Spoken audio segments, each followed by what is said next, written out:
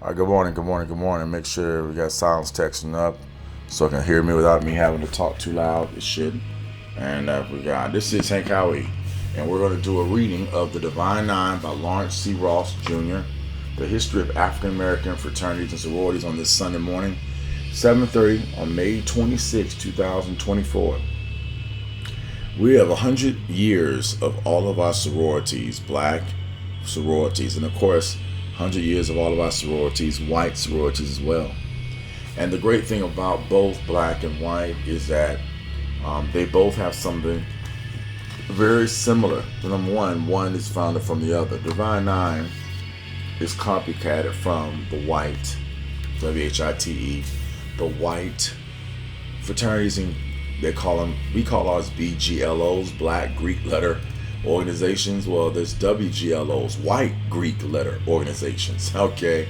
And there's tons of them. The difference between the black ones and the versus the white ones is social justice. That's the only difference. White people don't need social justice. Black folks need social justice, must have social justice, and will fight and die for social justice. So as I get up this morning and as I do my personal hygiene to get myself ready, I want to read to you some information as I have a video I'm doing right now for Memorial Day weekend, and I have something in my mouth as I'm flossing my teeth. I'll be done in a minute. This is just getting ready. But I want to talk to you about an event I just had this past yesterday. And a part of the event for an historical Lambda Sigma chapter of the historical Phi Beta, not Kappa, but we copy Phi Beta Kappa. That's where our fraternity came from, Phi Beta Sigma Fraternity Incorporated. All these incorporated as a business. They're businesses. And as I'm a business student, I'm a BBA student. I read lots and lots and lots of books. Working hard to become a master's degree student in religion philosophy, and want to become a doctor's degree student in religion philosophy. So I'm believing God for financial blessings to come my way. I'm in the best place of all places. I'm in a black city called Atlanta, Georgia, and I'm around black intelligentsia. Hallelujah. And I'm able to communicate with them and relate to them as a brother because I'm a Sigma. I'm also a Prince Hall Mason. I'm also part of a white Greek letter organization called Delta Sigma Pi, older than Phi Beta Sigma by 5 years.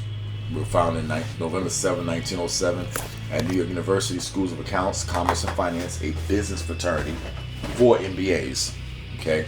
Not National Association of Black MBAs. There's no such thing as a National Association for White MBAs. That is Delta Sigma Pi. That is Delta Sigma Pi. So, 300,000 brothers and sisters in that organization, and growing every day. I just been elected as the vice president of communications for that prestigious white fraternity in a prestigious city of Atlanta, Georgia, one of the most prestigious chapters in the whole country. We have an endowment. We have guys who've passed away and have given us millions of dollars to put on programs. And it's predominantly for white folks. In the black community, we have sororities and fraternities. And do you know there's people that say that God told them that they should drop out of those organizations? Or there are people that join the organization and they do not serve it, they do not follow it, they have no desire to, because they join honestly for the wrong reasons. And I'm here to state that completely in my blog. From a PhD wannabe perspective, they join for the wrong reasons. And the problem, of course, in everything, that's one of the biggest issues you have. Getting brothers to join for the wrong reasons. As I turn this down a little bit, I want to make sure the music is good, set that ambiance. My chapter is an historical alumni chapter called Lambda Sigma, to give you some content and context. Our chapter has been around for 100 years. As of April of this year, we celebrated our 100th year as an alumni chapter. Came out of Morris Brown College the Zeta chapter, Morris Brown, and also 100-year-old university founded in Atlanta, Georgia, with Morris Brown, Clark, Atlanta University, Morehouse, and Spelman. There were 5 schools, all in the AU, as they call it, and now they've dropped down to 4. Clark and Atlanta University has combined to become Clark Atlanta, and it's the #1 university out of all 4. So Morehouse and Spelman cost them $41,000 to $50,000 a year. Clark and Atlanta cost less and has more power. Business schools, top MBA programs. They've done everything a PWI does, and that's why they win. Once Morehouse and Spelman figures that out, makes the adjustment, do the right thing, then those schools can drop the salary, the price point, and black girls can come, and that school can grow and have multiple campuses across the city of Atlanta, not just stuck in the West End, and not be dependent necessarily upon black folks that graduate with a price sticker of $200,000 of debt and can't come back to any order or any back to any rituals because they don't know them. Why this applies to me and how this connects to me? Well, it does because I am and have dated Greek women. I've dated women who have been AKAs, Deltas, SG Rose. I've never dated a Zeta though, and that's the 4th sorority in our Divine Nine. Why? Well, I didn't date them because in Oklahoma there wasn't a lot of them. And the majority of them were very, very, very obese. And I did not want to have to be fighting to have sex with some fat girl. Let's just call it as it is. Just like women don't want to have sex with a fat guy, we don't want to have sex with a fat girl.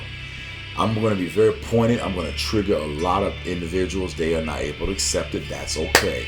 Ministers and pastors, that's our job. We trigger, we speak. We make statements that hurt.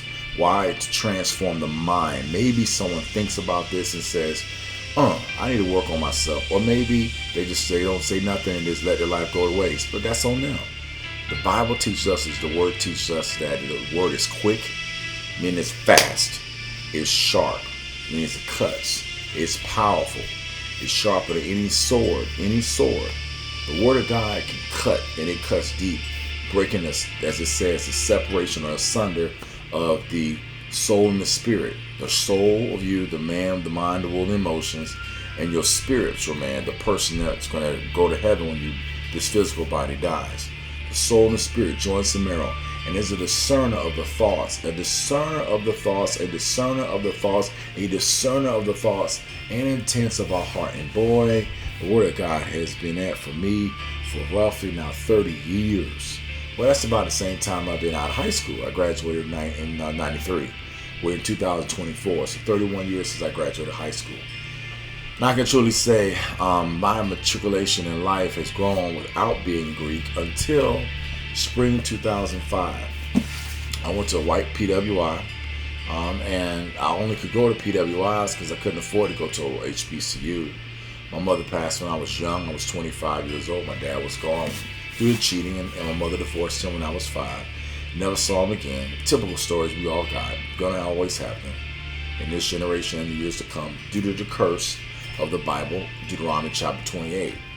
And so I ended up finding out through studying the Word of God from seminary and then in college that this is not just me having this issue. This is an issue of all of us, millions of blacks. And we're only 50 million of us in a sea of 375 million in America. And that's nothing when it comes to the amount in the world. And for the African American diaspora, they state that Africa is the only continent that's going to continue to grow after 2050, to the point where the world now is focused on AFRICOM. They're not focused on going over to Iraq and Afghanistan. They do there. They've killed many of them. Now the ultimate goal is to kill many of our blacks to get Africa in shape for white power to continue to do what it's been doing. And all of us who are ministers who know these secrets are praying and angels and our angels to fight and God to fight on this side, because I believe He cannot return back until African American people in the Divine Nine lead the way for the remaining rest of our people in the richest continent of the earth called America. The African American is richer than the majority of Africans combined. They may be in Africa a large population of Africans, 200 million in Nigeria alone. 200 million in one state alone called Nigeria. And we ain't talking about the other 60 states of Africa that has millions there. And remember, they said 1.2 billion is what they say of African Americans on Earth. So 1.2 billion, and we have roughly 8 billion, and we're going to 9 billion as we speak. That's not a lot. 1.2 divided by 8 billion equals, do the math. You can see there's a lot more other races out there. So I'm doing this blog because I wanted to start really focus on why do people join these different sororities. So I had the book, Lawrence Otis Graham, this is the name of his book. He came out with his book in 2000. I remember reading it in 2000 because that was when I decided to go back to college. I went to university. I went to Georgia. I went to Raymond Bible Training Center. Before that, I went to Georgia Military College, a small entry-level, great school, and it was the best opportunity for me. I was not a great high school student. I did not know I should have been. My mother was not a pusher of me working hard. She didn't have the money due to the amount of money she gave out to her family and the job that she had, not having a college degrees, plural, to give us opportunities. And we had to basically be a single parent kids with a parent doing her best she could. Fortunately, we're in Jacksonville, Florida, not Atlanta, Georgia, because if we was in Atlanta, Georgia, I'd be selling drugs, I'd be dead, I would be in the hood. Because you can't live out here in this city and be poor. Your kids are destroyed, and that means you're destroyed, and that means you're gonna destroy them because they got to do what they got to do. They got to hustle. They got to hustle. And being a youth minister and a person that loves youth, I see it, and I wish I didn't have to see it. And most ministers that out here in the streets, not playing in the bourgeoisie cities or avenues, they see it. But then there's also blacks out here in Atlanta that are bourgeois. And as we study Karl Marx and learn about Mein Kampf, and we study and this Karl Marx and learn about his mindset, the African American people have always been a communistic style mindset. We are rising up, all of us together. Once they heard the story about what's a rising tide lifts up all boats. Well, that may be true when it comes to boats, but it ain't true when it comes to society. People want to earn and they want to make more for their hard work. Whereas when they look at communism, it's like it doesn't matter how much you do, you got to help everybody else. And again, the fraternities and sororities are in that mindset, communists, right? We're thinking about making money, but we're also thinking about becoming 100 black men of Atlanta. We're thinking about being as Masons. We're thinking about being Christian ministers, fraternity brothers and sorority sisters. And it's about helping the community. My fraternity, Phi Beta Sigma, they are, as they call it, cultural service and service for humanity, right? I looked at Alpha Alpha, Kappa Alpha Psi. Iota Phi Theta was coming up the year I became a Sigma. My best friend, Millard Latimer, the second, great brother. He is phenomenal. Bro, he was working, got his first degree in sports science. Then he got his master's. Now he got his work on his PhD. He was a phenomenal black man from Tulsa, Oklahoma. He became the founder of Iota Phi Theta chapter at University of Oklahoma. And he came at me, he said, "Hey man, you should pledge, bruh. We could be founders of this new chapter together." And he had to go all the way down to Prairie View and pledge down there and start a Iota Phi Theta chapter at OU. I don't know how Iota Phi Theta is, but when you read the book Divine Nine, it's in the book on page 132. So the book is broken down in two things. Chapter 1 breaks down Alpha, Kappa, Omega, Phi Beta, and then Iota Phi Theta. Then part 2 breaks down Alpha, Kappa, Alpha, Delta Sigma Theta, Zeta Phi Beta, Sigma Gamma Rho. And then 3 it talks about conversations, and then 4 it talks about achievers talk. Well, there's new fraternities now. There is a homosexual sorority out there. Yeah, it's a homosexual sorority, and it's a black one. And I bet they want to come into Divine Nine. Why? I forgot the name. I'm not gonna remember the name, but you hear about them in the future. They are basically black women that say they are lesbian and they want to be successful like the PHC. So now you can have sisters that are going to get in that. Well, guess what? The brother's going to try to do. Some ignorant fool brother is going to try to make a fraternity for brother black men to be in this too. At the same time, we have military fraternity, which I want to join and be a part of here in Atlanta. Again, job, money, which comes out. All these things cost money. And I know anybody can start a fraternity. So this is a big overall arching thing. But this video, this blog, is specifically on the Divine Nine that's current. And I hope there is a 10th sorority. I would like that. But right now, I'm going to be as open and honest with you. The girls are so, in my humble opinion, because of the number of girls that want to be accepted versus the number of girls that want to do work, the odds of that happen is none. There's none. Why?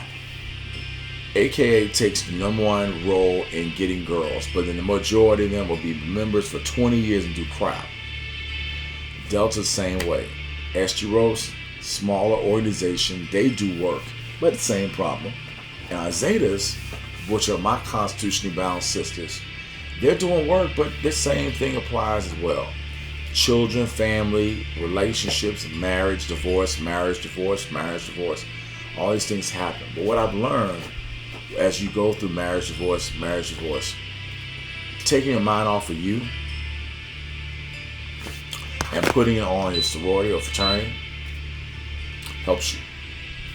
When you're always focused on your life, your problems, yo, this, yo, that, yo, this, yo, that, you really are never going to change. Why? There's always a new problem. There's always new problem. There's always new problem. There's always new problem.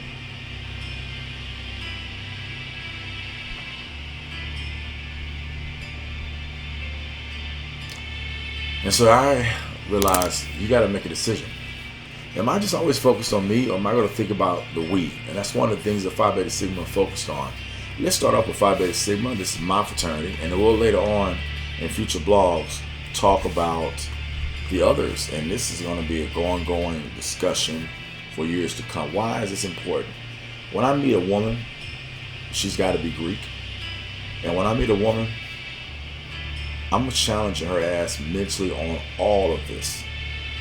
It's kind of funny because the way this book is designed, Phi Beta Sigma is in the middle, well, not even the middle of the book. It's on page 101. The book is weird. I know it's this, but the book is 465, 7 pages. But the way he designed it, he mixed in our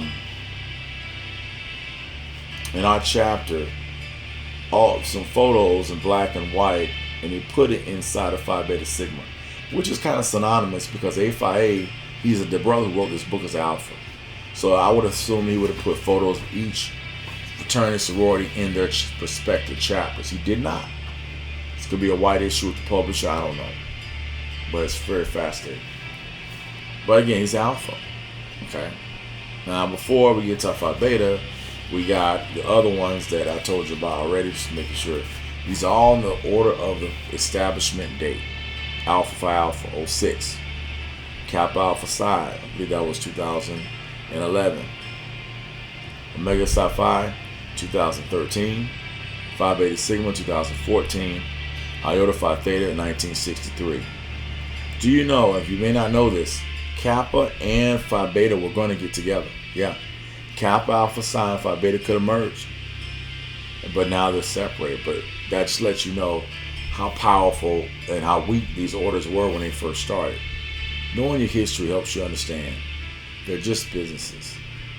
The power comes from what you do, what you learn in these orders, not just being a part of these orders.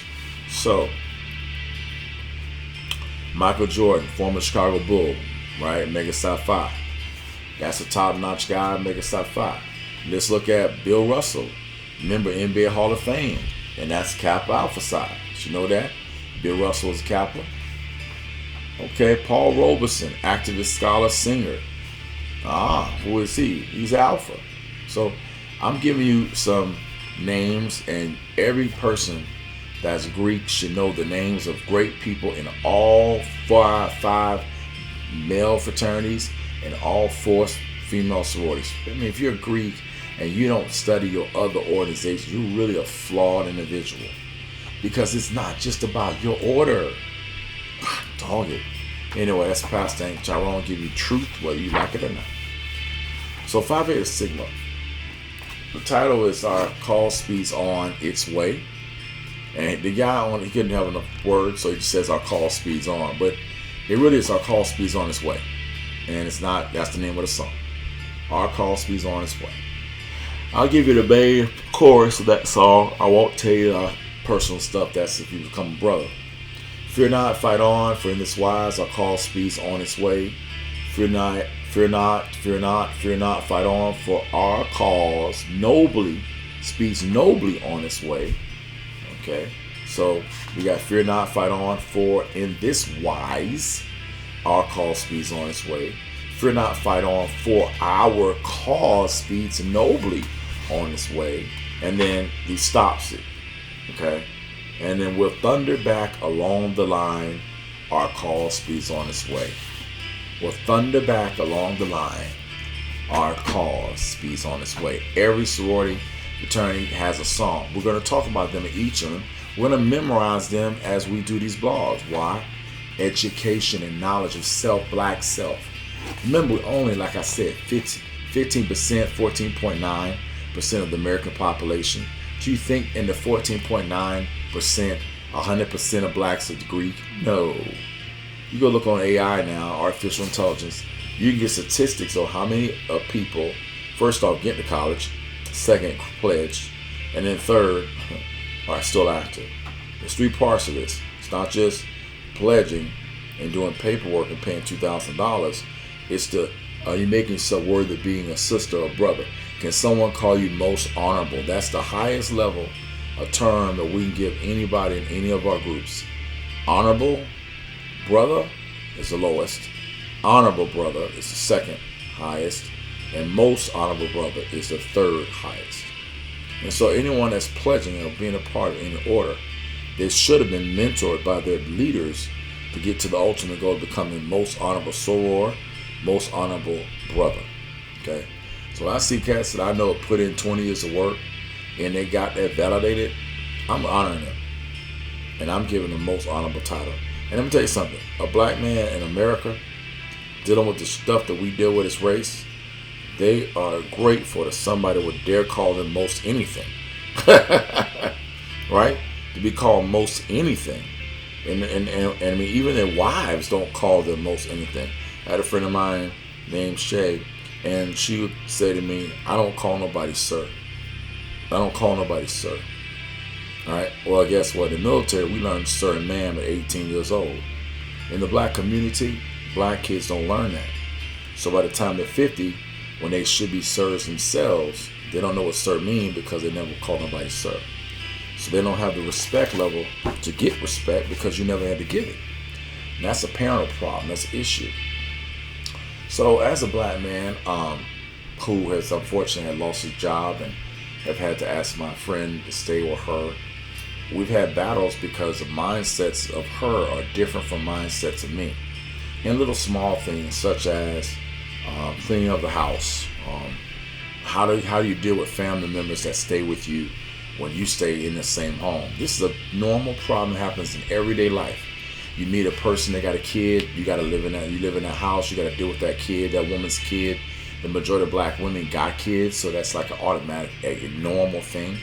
But a lot of black men who are with women who have kids never really have done any real research to like talk about how do we deal with this issue? How does a young man respect me? Because remember, majority of black sisters are failed marriages or never were married, but they have kids. And how does that black boy who is now part of this situation, who's going to grow up to be a man who's going to date some woman with kids himself, or a girl who's going to date a man with kids herself, how does that woman understand true self-respect? And that comes from the teaching, right? But it's unfortunate our brothers and sisters have no place. Where are they taught? Where are they taught these things? Does anybody know? Does anybody know where they're taught these things? It ain't the church. It's not the church, because most people ain't going to church. Sunday morning, 7:55. Me, This is preparation for church. We call it Sunday school. We're getting ready, and I asked the question: where in the black community do you see black men and women learning about respect for self, so that when they become older, people will say, I want to be like that person? Does anybody know? Hey, this is not a play around and listen. This serious class here. Answer: it ain't school, so that's wrong. Oh, if you thought it was college, that's a lie. You ain't going to a PWI or HBCU and learning that. You stay home. Well, what if you don't have parents that knew that stuff? You ain't getting it there either.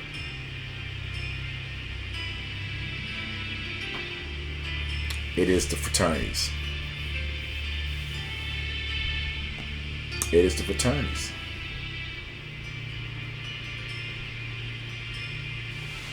It's the fraternities.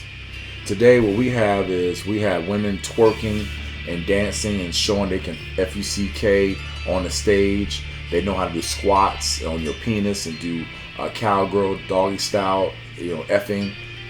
That's what we have. We have that in music. We have that in life. For all the older women, they're done with that. They can't do it anyway. They're out of shape. They can't do it. But for the young people, they can do that. The ones that come to the jazz festival that we had, the Atlanta Jazz Festival yesterday, that's a different class of black. That's my class, upper echelon class. To listen to jazz anyway, you got to be upper echelon compared to listen to hip hop and R&B, the older culture. But we blacks, we in both. We got people listening to Bun B versus listening to jazz. But again, these are the different classes of blacks. And in the standpoint of us, and that is the fraternities. And that fraternities summations a lot of these things. So, as I sit back and on this Memorial Day weekend, and I think about who I've come from, where I've come from, I also acknowledge this mega truth. And what is this mega truth he's acknowledging? He's acknowledging that the reality is that we African Americans, we need the fraternities. We need them so much to help us.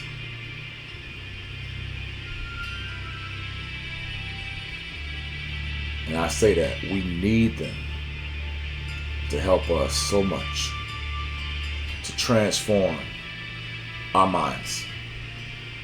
And when someone is looking at relationships and they don't understand the seriousness of the fraternities, I really question their honesty and their truth. I don't think they really value or fully understand how important the fraternity life is until you understand the history of your order. And that's not just what you did on a 3-week class when you were online, or for me, 3 months of being online, but what you do every day after you become a brother or sister. So let me give you some examples of some things that I saw in my experience. I became a member of Phi Beta Sigma April 16th, 2005. So that was on a Saturday morning at 05:32, 45 seconds. So 05:32 minutes, 42 seconds to the last beat of my LB's heart. And that was 4 LBs. And we went through 1 second at a time. 45, 46, 47 seconds, 48 seconds to the last beat of my LB's heart. His name is Brother Jesse Robbins the third. No, the second, Junior. Jesse Robbins Jr., sorry. And I'm Henry Howard Jr., so we got 2 juniors on our line. In my line of 4, we have 3 blacks and 1 Indian. And I'm an ace. I'm the captain of the line. I'm the shortest brother in the line by the nature of height, so that makes you number 1. And I'm also oldest too. I was at that time 29 years old. My brothers were around at the age of 19, 20, 21. And my big brothers that were our pledgers, were members of fraternity. They were in juniors, sophomores, juniors, seniors, sophomores. My dean, his name was Justin Sanko from Montgomery. He's a mixed brother. His mom was white, dad was black. And of course, it opens up that whole door to interracial, and that's a big problem that we'll talk about in a separate part of this. And he pledged us, and we went through a lot. And overall, I would say from the standpoint of being black, I really thank God I went through the process, because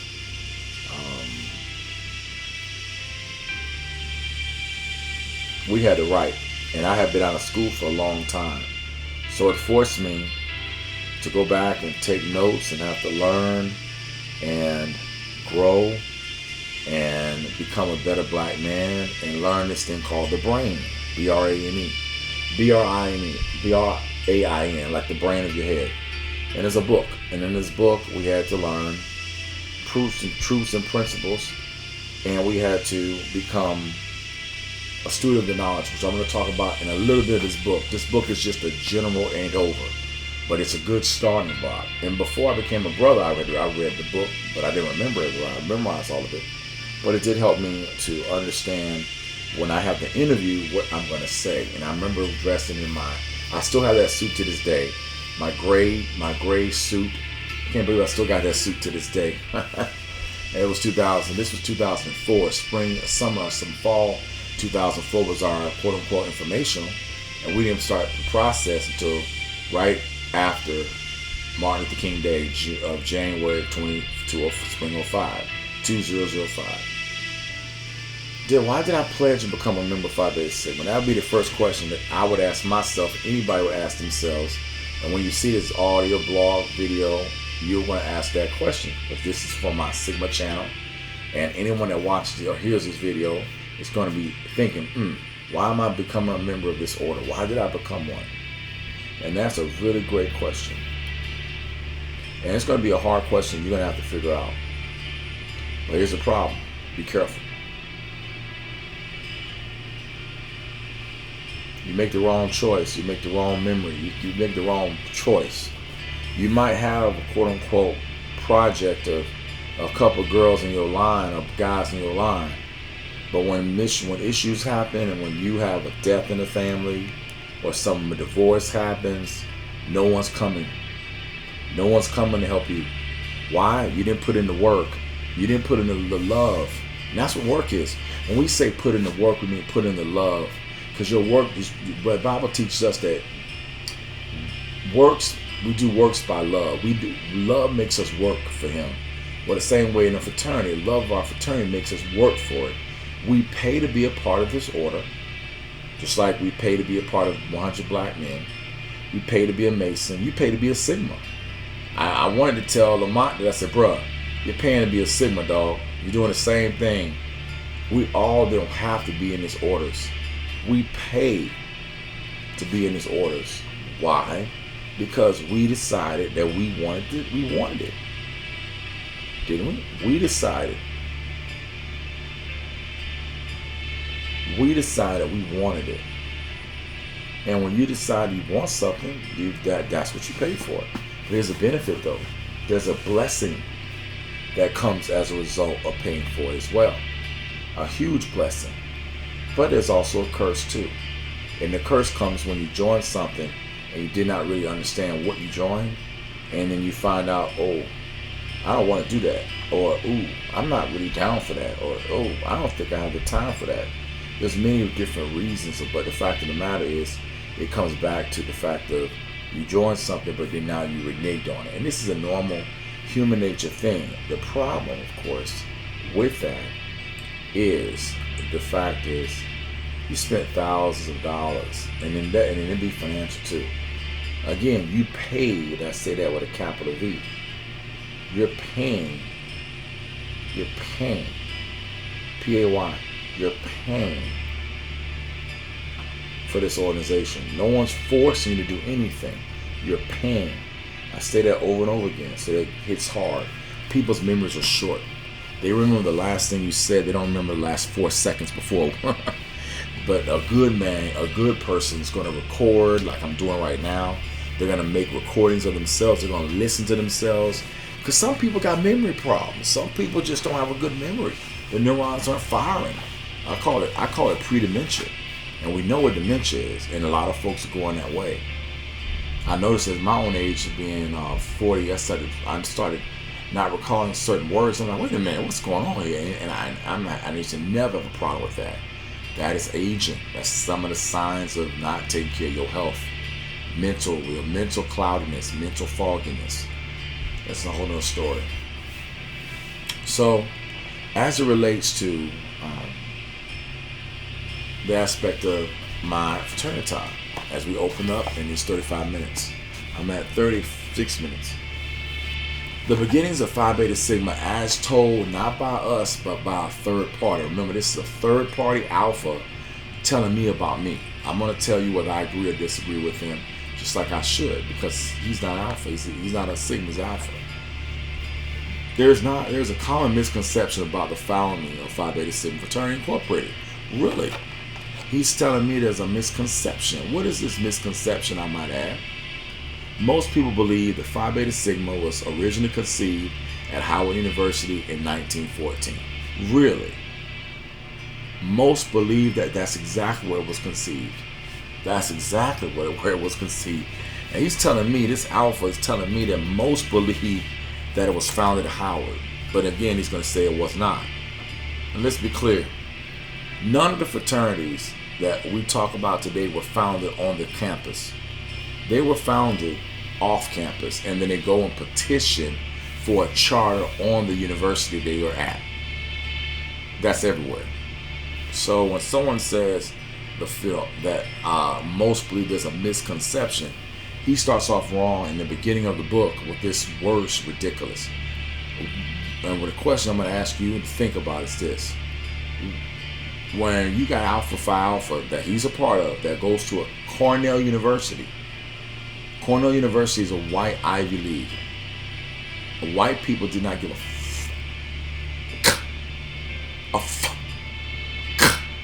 about black folks in 1906. The blacks that went to Cornell were black folks that had to work their ASS off being waiters for whites. Okay? Now, while that's the case, okay, they decide to start a fraternity. Do you know that fraternity was not respected at all? You had white Cornell University. You had white Cornell.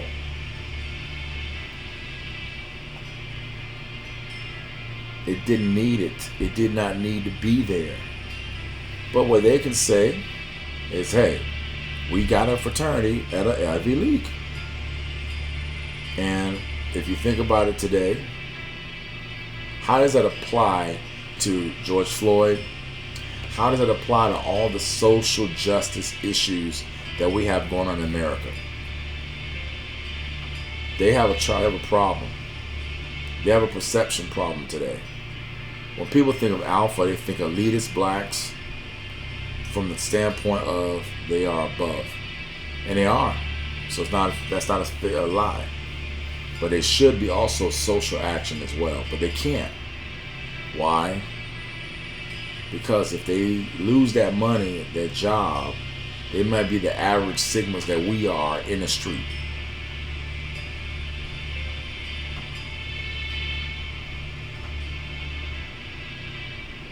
Yes, sir.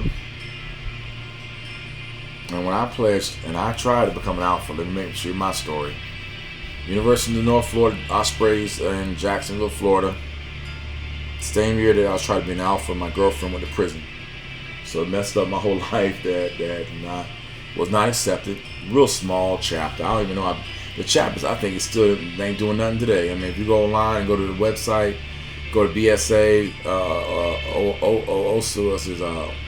UNF.edu and look up, as I'll do in a second right now, you'll find out they ain't that big. They're probably still 7 brothers.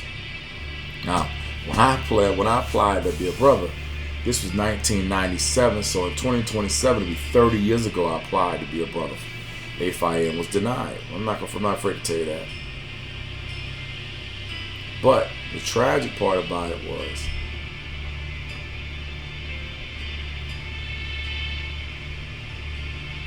you think, well, try again.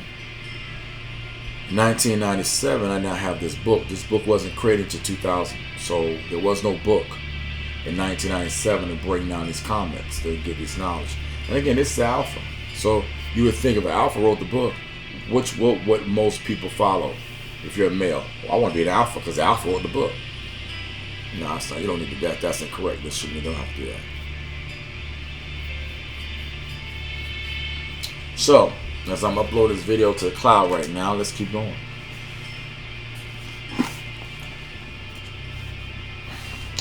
But it's not really so. In spirit, Phi Beta Sigma was conceived years earlier over 1,000 miles away in Memphis, Tennessee. Memphis, Tennessee, of course, is the home of A. Langston Taylor. That's why our biggest chapters of Phi Beta Sigma are in Memphis, Tennessee. And he's right. Memphis, Tennessee, because the black man of A. Langston Taylor was a grown man who he went to Fisk. He went to a college in Tennessee. And then he transferred to Howard. So he was a transfer. He was not a typical black bourgeois. That's why Phi Beta Sigma is not bourgeois. Because we knew that our understanding was we got to pick it up from the ground. It's like the song says, started from the bottom, now we're here. From a white dude named Drake, a mixed breed guy named Drake. We get it from the gutter. We start from the bottom, we get it from the gutter. Alphas and Kappas, they say they don't. Why? Alphas went to Cornell, Kappas went to Indiana Bloomington. They went to two white PWIs. So when I look at the fraternities, we got the PWI blacks, which are Kappas and Alphas, and then we got the HBCU black fraternities, which are Omega, Phi Beta Sigma, and Iota Phi Theta, unless another one comes in. So out of 5 fraternities, 2 of them are PWI frats, and 3 are HBCU frats. That's why you don't see Alpha Alpha, Kappa Alpha Psi really holding it down on H or Howard, because they don't own their legacy to Howard. But they can't hold it down on Indiana Bloomington, home of the Ku Klux Klan, either. They can't hold it down at Cornell University, Ithaca, New York, Ivy League, where my brothers who are getting PhDs and running the world do, because they're white and they don't need a Phi Beta, a HBCU fraternity of black men. But as you look at Alpha and you go to the book, you'll see starting on page 1, the 4. You're going to see they got approximately 70 pages. So this book's a review of the book. 72 pages. 72 pages from page 4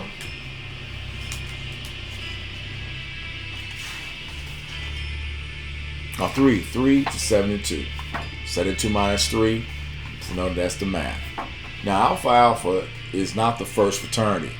You notice one of the things that he just skips is he don't even explain when he wrote this book that Sigma Pi Phi was the first fraternity of African Americans, and that was founded in Baltimore in 1904. Sigma Pi Phi, exactly. So Sigma Pi Phi, or the Boule, as we call it, are the elites. They're the elites of what we call today 100 black men, Jack and Jill, the elite bourgeoisie classes, educated blacks that are alphas, Kappas. They're all the degrees in them, but the fact is you got to be selected for that. That is a selected by, and it still exists. Sigma Pi Phi is very powerful, and you don't ever get in that if you are a black person that doesn't serve your sorority or frat. So if you got people that are in the fraternity and the sororities and they don't do nothing for their frat, they never go on to Sigma Pi Phi or any of the other elite orders that are out there, and there are many of them. Prince Hall Masons, all of us, amen. So the Alpha Hymn, they call it the Alpha Hymn, we call ours. I just told you mine, and I'll come back to Phi Beta Sigma. Doing a comparison is great. You get a chance to compare both, and it helps you understand the nuances of each of ours. In our dear Alpha, and they call it A Phi A, in our dear A Phi A, fraternal spirits bind, all the noble, the true, and courageous. So I don't know the song, I'm just giving you the words, I'm not Alpha. Manly deeds. Now with homosexuality, I wonder if that's going to change with the LGBTQ stuff. Scholarship, a love for all mankind. I wonder if that's going to change. We'll see. Because again, homosexuality are the aims of our dear fraternity. Now this is in the actual hymn. So you saying the hymn, you're actually saying what they are. Alpha Phi Alpha, the pride of our hearts, and loved by us dearly, art thou. We cherish thy precepts, thy banner shall be raised to thy glory, thy honor and renown. Wonderful words, man. Wonderful words. And honestly, that is what every sorority fraternity should say to us. We should say Phi Beta Sigma, the pride of our hearts, and loved by us dearly, art thou. We cherish thy precepts, thy banner shall be raised to thy glory, thy honor, and renown. Exactly. It could be, you can substitute any one of the fraternities in these hymns, and you'll notice, and you should notice, it should be your heart. It may not be your particular hymn, but it should be understood. That's how you believe too. Okay? See the next one. That's it. We got more. They got a second page. Now check this out. When they gave us, they only gave us one page. He gave this chapter 2 whole pages. Here's line 2 and 3. College days swiftly pass. That's true. Imbued with memories fond. That's right. And the recollection slowly fades away. Our renown, A Phi A. And dear fraternal bond, may thy ever abide and stay with us, or with us stay. I agree. And in our life, we can apply this to from every fraternity. My college days swiftly passed. I look back at Oklahoma University, that was my college day, undergrad. You only get one undergrad experience. Graduate is not the same. But undergrad was a phenomenal and tragic experience at the same time. Being on Section 8, being on food stamps, having to work with people like Lewis Jackson to get a place to stay, RA, having no place to stay during the winter, break, Christmas and January break, having no place to stay during the summer, having to stay with frat brothers like Brother Animation while he goes to Africa. And so in essence, I house sitted his house while he went to Africa because he was so blessed and rich that he had an Africa home and he had a phone home in Oklahoma. And I hope he graduated finally. He struggled and struggled and struggled, even though he was a blessed financially, beautiful African Nigerian brother. But still, I hope he graduated like us. It's been a long time. He should have been graduated with a master's degree by now. I understand the hard parts.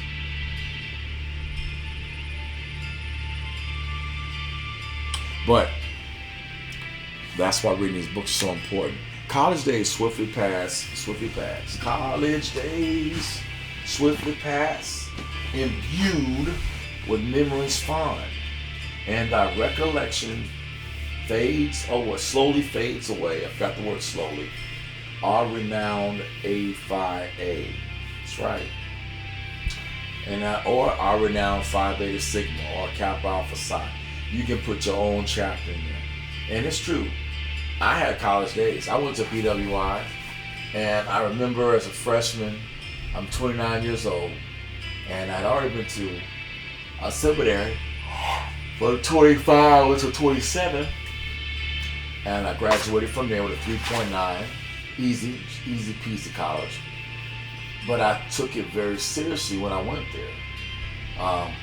I literally am so grateful that I feared God like I did, because a lot of my classmates did not, and a lot of them are no longer students or graduates of Rhema. But when I had women come at me that wanted to have sex with me, they already selected me as their boyfriend. They wanted me to marry them. I had a girlfriend that already went to prison named Denise, and I had lost her in '96, and this is 2001. Then I lose my mama 6 months prior to that, so I've lost two beautiful babies in my life. In the midst of those years, I had dated many girls, so that's lots of women also. I've been inside of many girls. And so,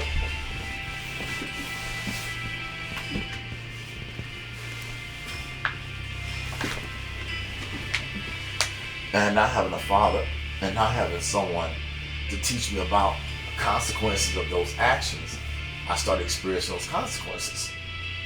As you would, as you should, as anybody's going to. And it's a tough thing because a lot of times you become brothers like the ones in my Sigma group. They're 50-something years old, they got kids. Their kids are now having kids. They're not called most honorable. Why? Because their kids don't respect them. Why? Because they did not know how to be a good father. Why? Because their parents weren't there to teach them. Why? Deuteronomy 28, chapter 28, verses 16 to 68, curse of the law. And so, once you get down to the end of that, the conclusion, you recognize, oh, so what do I do then to fix this problem, my brother? And to ask you to study the word of Yahweh. And this book as well. So, I'm going to continue to read this beautiful poem. Apply it to myself. Go back. College days swiftly pass. And in Alpha Alpha, they say the term, how's college life? And that's a big phrase in Alpha Alpha. Now remember, this is at PWI, Cornell, Ithaca, New York. So Delta Sigma Pi, my white fraternity, other white fraternities, they copycat it. They copycat their fraternity style. And we do the same thing.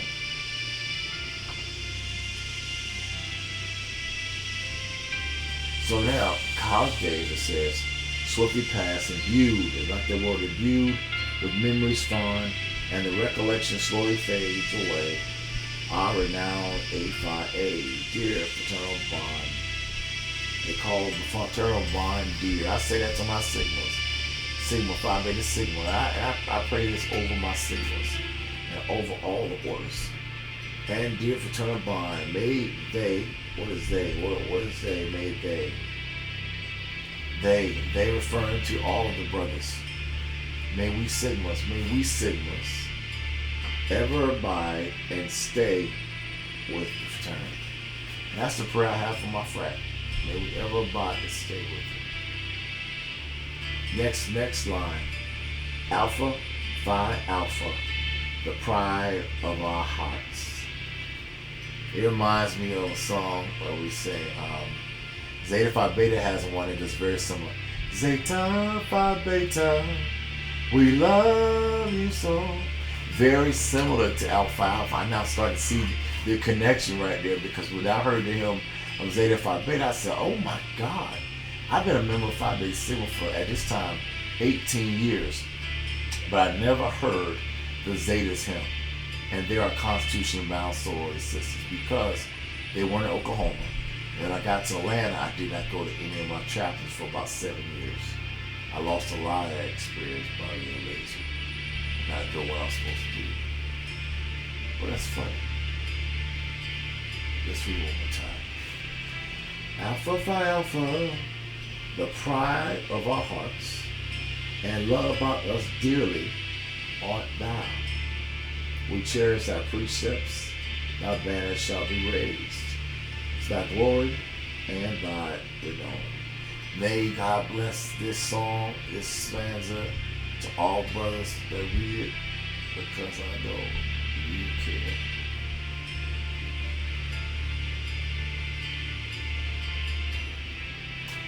So now let's go back. I forgot my Alpha Alpha. So now let's go back to Phi Beta Sigma, guys. It's a good comparison.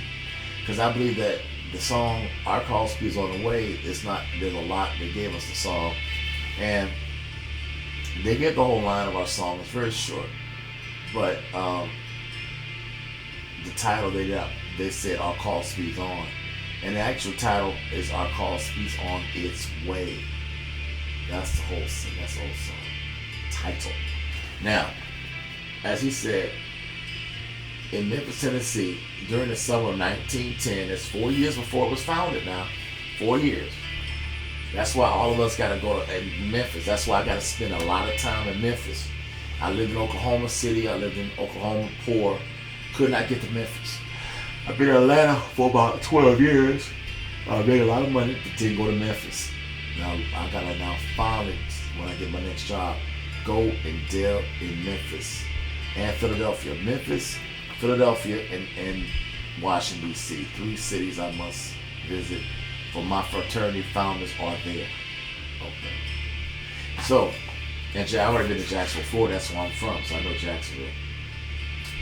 During the summer of 1910, this brother, Abram Langston Taylor, was a young high school student going to Howard University. One day, he had the luck to be a Howard grad who regaled him with the tales about Howard.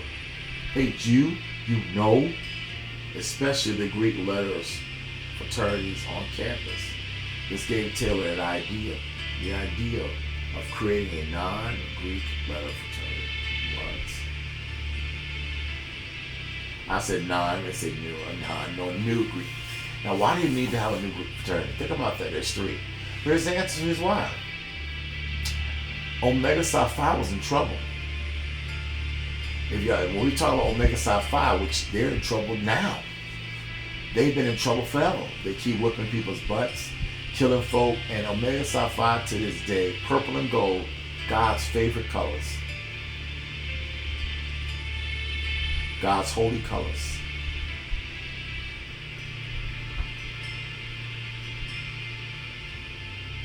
But they're not applying that godliness that's supposed to be living by.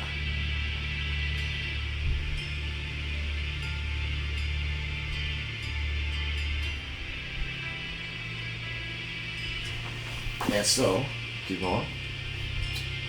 All right, so why do you want to start a fraternity? I'm going to tell you why. Because the stuff was going on with the first black HBCU fraternity on Howard's campus. Omega Psi Phi was not going well. But Taylor had no way of knowing that task would not be easy and the path would be very long, 4 years. Nevertheless, Phi Beta Sigma was on its way to creation. After arriving at Howard in the fall of 1913, 3 years later, Taylor had almost completed his task of creating a new fraternity. Wow. A lot of tasks. However, he knew that he could not undertake his massive task alone, so he looked for co-partners who shared his vision and philosophy. And obviously, it's called founders. A fraternity cannot be built on one man. It must be multiple men. The first person he selected was his old college roommate, Francis Morse. A young man of strong character, that's the key word of us, character, who would later become a prominent minister, and he is, and he was, and that's my ultimate goal. He is my reason I'm a Sigma. I want to be like Dr. Morse, and now Charles Ignatius Brown, who we found out was a priest and gave up his life to serve God without denouncing his colors, but he became a priest, which he was raised in a tragic background. Very similar to me. His mom and dad died. He was orphaned by the church. He grew up in the church. And like no one who follows the church on ministry.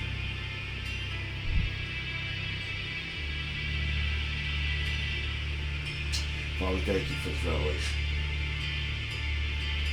We pause to pontificate this. We say in the Bible, Selah, pause, think about that. Let's keep on. Leonard F. Morse, ALT, LFL, and then we'll talk about CIB in a second. All right, the last member of the founding group would be CIB, Charles Ignatius Brown, another Howard University student, the smartest of all 3. Charles Ignatius Brown was knowing Latin, Greek, Hebrew. He knew so many languages because he grew up in the Catholic Church. Phenomenal brother. I mean, but so was Dr. Morse, and so was Abraham Langston Taylor. Y'all went in different three ways. One went into business, A. Alexander Taylor business, ministry, education, Leonard Francis Morris, become president of Jacksonville, Florida, Edward Waters University. Charles Mason Brown decided to go to Kansas and he helped many people start schools. He focused in the Topeka border. If you don't know, Topeka, Kansas, 1954 lawsuit to get us rights. That was partly my frat brother.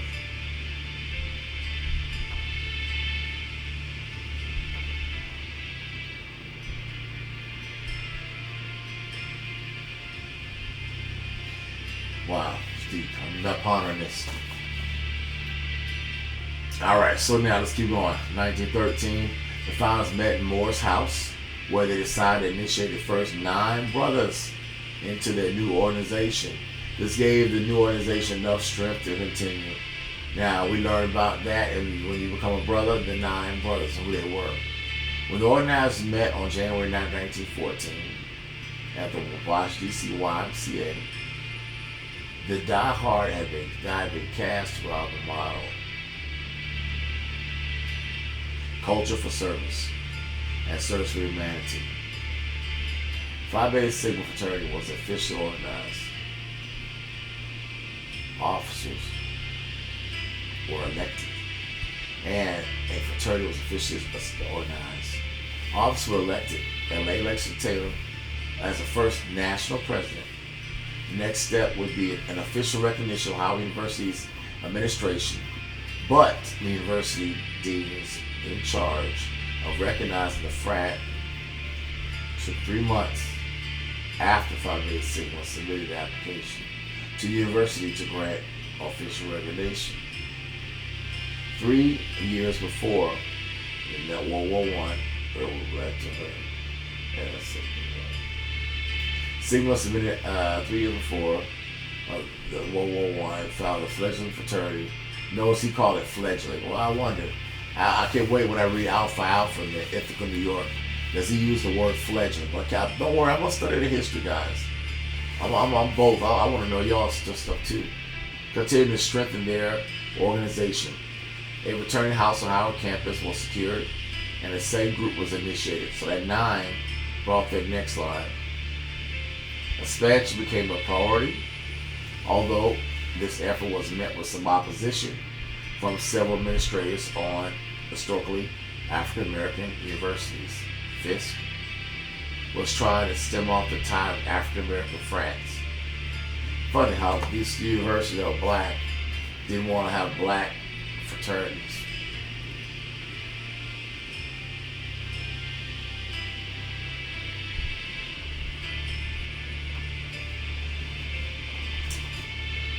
Wow.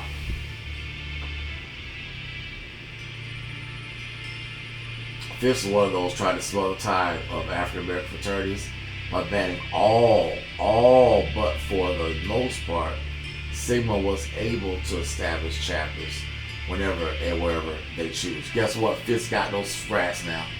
And Fisk is a dying school too. So here's Fisk way back at his power saying we ain't gonna do all that. And guess what? Now Phi Beta Sigma is 110 years old. And there's a chapter all around the country.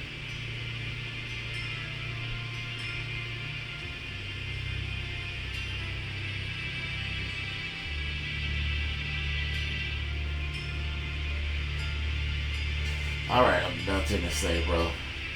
That's what you should do, guys.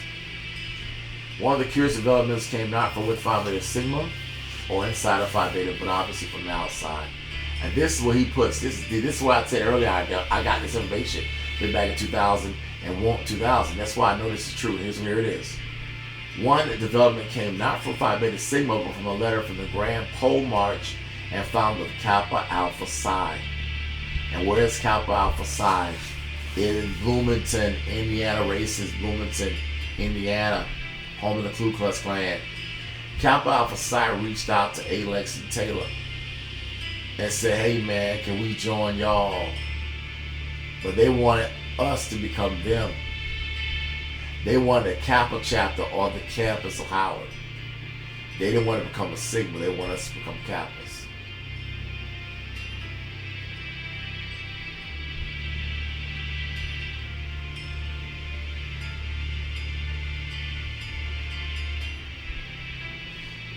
Wow. And his name was Elder Diggs. And you'll learn about him later when we get to Kappa. Phi Beta Sigma reported into the body. And Mr. Diggs inquired about exploring a merger within the two organizations in an effort to expand the Kappa Alpha Psi and the East of Phi Beta Sigma. After discussion of the pros and cons of such a move, Sigma declined. Why? Because they were losing Sigma. After its continued growth in the 20s and 45 chapters in 25 cities. Hallelujah, go mob. Phi Beta Sigma's laid the foundation to which would help it through some tough times, which will rapidly approach it. But for now, in the 1920s, provided activist role, keyword, that is activist role for the organization. And that's the thing about Phi Beta. Phi Beta Sigmas are activists. You don't become a Kappa to be an activist. You don't become an Omega to be an activist. You don't become a Alpha to be an activist. Every organization has their role, and that's the great thing about orders. They should have all the same, meaning that we should all be activists for the nation of black folks. And we are. We just do it differently.